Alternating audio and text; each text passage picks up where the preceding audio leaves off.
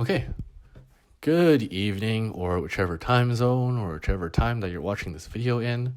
For the final part of my weekly blog in week 2, I will be talking about the Reddit post of the week.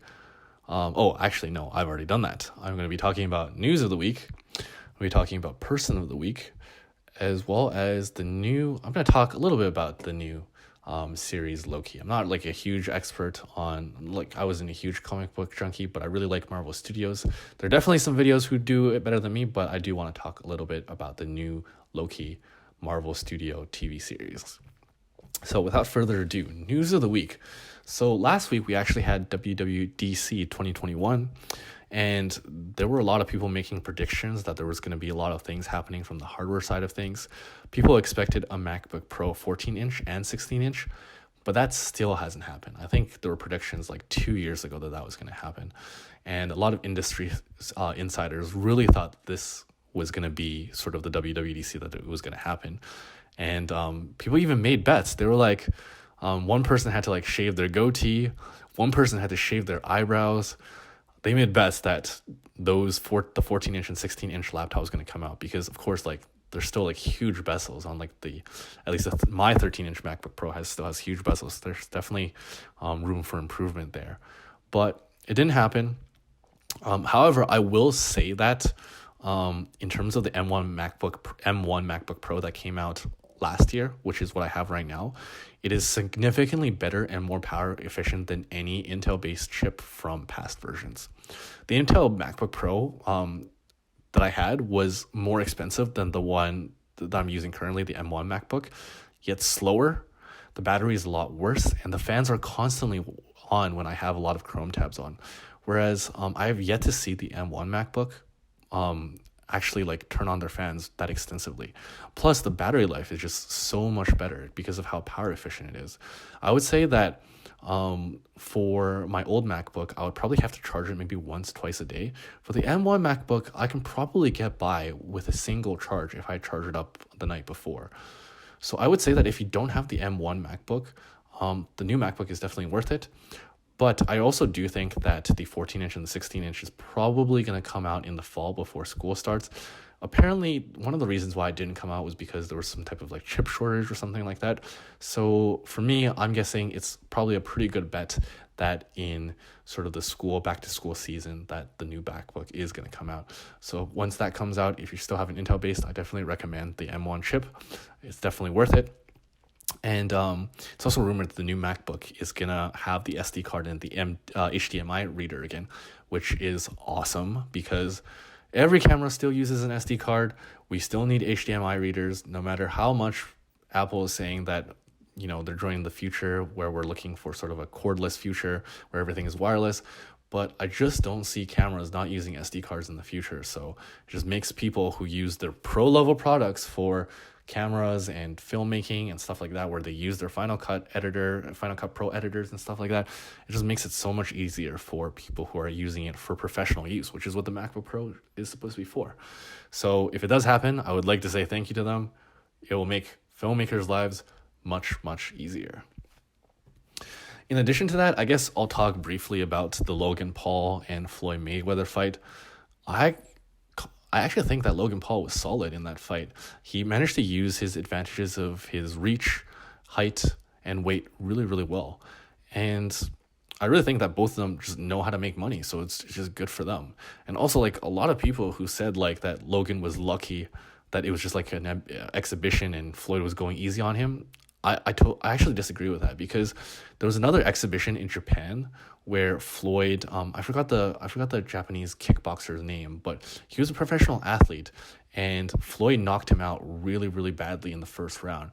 So I would say that Logan definitely had like a huge weight, reach, and height advantage, and he definitely trained really hard to the point where he was actually able to use those attributes to his advantage. Obviously, Floyd is the better boxer, but his strategy in terms of like keeping his distance, or once they got close, using his wrestling background to sort of hug his opponent, was all really, really good. And throughout all 8 rounds, he made it through all 8 rounds. So again, he worked really, really hard. So props to that. And it was a more intriguing fight than I thought it was going to be.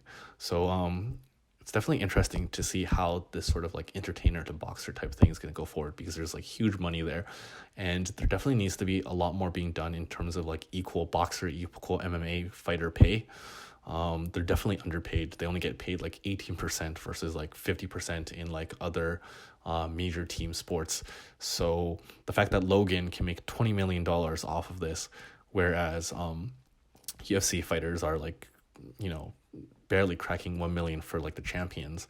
I think people are gonna have a lot more thoughts about how to have like more equal fighter pay and how they can promote their fights better to get greater pay-per-view. So I think it's a positive for boxing and MMA as a whole, in terms of Logan Paul and other media stars teaching professional fighters how to promote their fights so that people are more invested in them. Of course, last week was also the start of Euros 2021. I've currently, so far, only one game has been played. Of course, later on when this video is posted, there's going to be more games. Of course, I'm going to be cheering for England, a place that I lived in my early childhood. We have amazing attacking players, amazing young generation of attacking players. Mason Mount is amazing. Phil Foden's amazing. We have obviously Rashford, who's injured, so I hope he takes it easy. He plays for my team, Manchester United, so I hope he takes it easy. Same thing with Maguire, but Maguire is actually really important for their defense, because I guess like the next level down, I think, which is like Ben White or something. I think his name is Ben White. Is the center back we're a bit thin on center back for England. We have really good attacking options, but Maguire is really, really important for England's defensive line. So hopefully he'll be good to go, and no serious injuries happening there. Lastly, for my current blog, I want to talk a little bit about Loki. You know what? I think I'm going to leave the person of the week to the last part of the video. I'm going to talk quickly a bit about the Loki video series. So there's actually a like funny video from like years ago that I watched of like Tom Hiddleston doing an impression of Owen Wilson, who happens to be Mobius for Loki in this TV series. So it just feels like every actor is a part of Marvel Studios in one way or another now. And my general thoughts about the TV series, to be honest, I think like they're putting out a lot of content now, and I feel like they're playing it more safe than they should, I guess. Like even in like this might be a controversial opinion, but even in like WandaVision was definitely kind of like, I guess they did try and go really out of the box there with sort of their styles of show.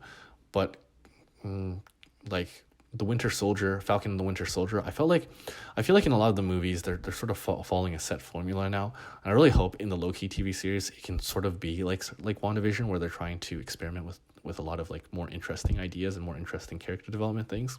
I guess to an extent from the first episode they have done that a little bit, where Loki does go into more detail about sort of his like psychopathic personality, where he's saying that he's killing people because it's part of his illusion. He's trying to use cruel and elaborate tricks to conjure the weak and to inspire them through fear. And I guess, again, like that's an interesting character development for Loki, because he's talking a little bit more about how he's feeling. But I guess we'll see how the TV show develops. It seems like Loki is also like the antagonist of this, because they're trying to hunt down the variant Loki as well. But I look forward to seeing more character development and more weird stuff happening in the MCU space in terms of their TV series progression. I really think the TV series is a place where you can definitely experiment, and it's like sort of more low risk than doing like a full length movie and taking those risks. In addition to that, they also have like interesting animations where they showed that the Timekeepers were fighting a battle, and it seems like the battle was on Titan, because there's this like star-shaped structure which is shown on the battle for Titan in Infinity War, but is also shown in that animation clip that they showed in the Loki TV series. So once again, continuity is really cool in the movie Marvel Studios, Marvel Cinematic Universe. So once again, you see sort of these like continuity details. With that being said, that is my second last part of this weekly blog. And the last part of my weekly blog is going to be talking about Person of the Week, which is Rich Brian. So see you guys. If you guys are interested in that, see you guys in the next one. Peace.